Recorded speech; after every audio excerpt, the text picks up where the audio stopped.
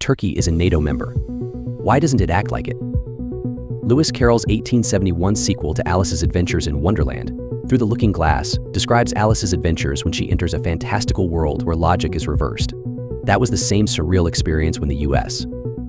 Ambassador to Ankara, Jeff Flake, recently claimed in an interview that the strategic partnership between Turkey and the United States was stronger than ever, stating, "A large portion of this is related to Turkey's response to Russia's invasion of Ukraine and whether this response aligned with the behavior expected of a true NATO ally.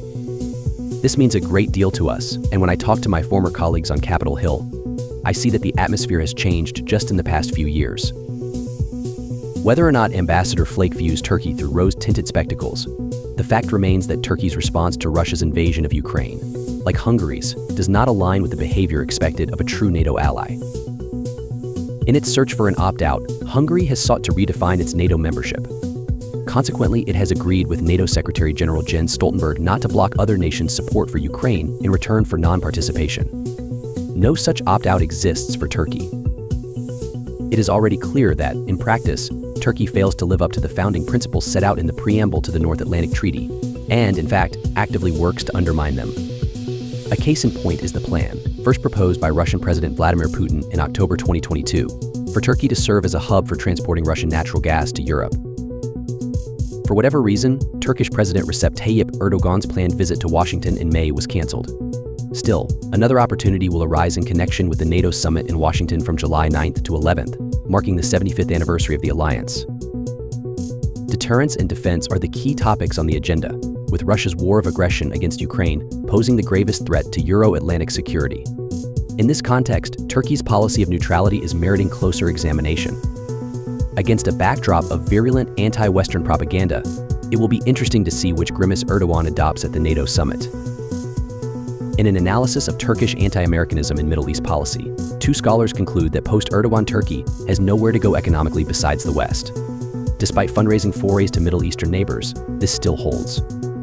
The fact that the World Bank has increased its exposure to Turkey to $35 billion is a good example. However, despite the reinstatement of Mehmet Şimşek as finance minister and a return to conventional economic policy, there is still a marked lack of foreign direct investment.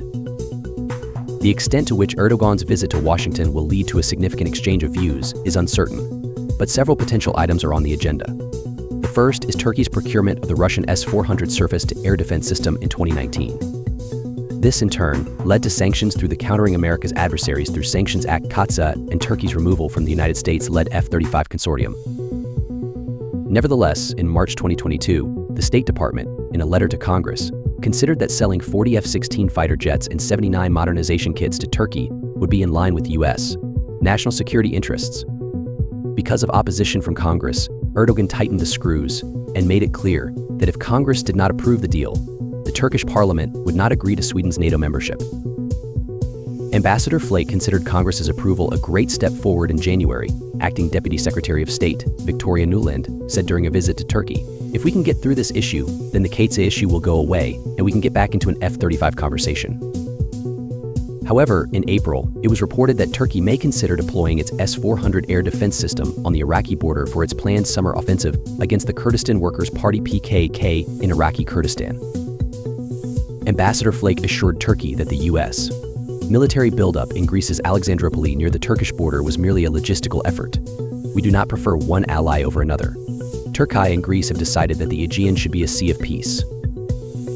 In this case, the United States should take a long, hard look at Turkey's role in the East Mediterranean, which has the potential for explosive conflict, particularly since Hezbollah has threatened Cyprus. Cyprus, in this context, means the rump state that remained after Turkey occupied the northern third of the island 50 years ago. Cyprus was understandably delighted when an agreement on strategic dialogue was signed in Washington, drawing Greek Cyprus into the U.S. sphere of influence as a bulwark against Turkey. Turkey showcased its advances in defense technology during a joint military exercise EVES 2024 held in May. But it should not be forgotten that Turkey's foreign policy, like Vladimir Putin's, is essentially irredentist and as such, incompatible with NATO's aims and objectives.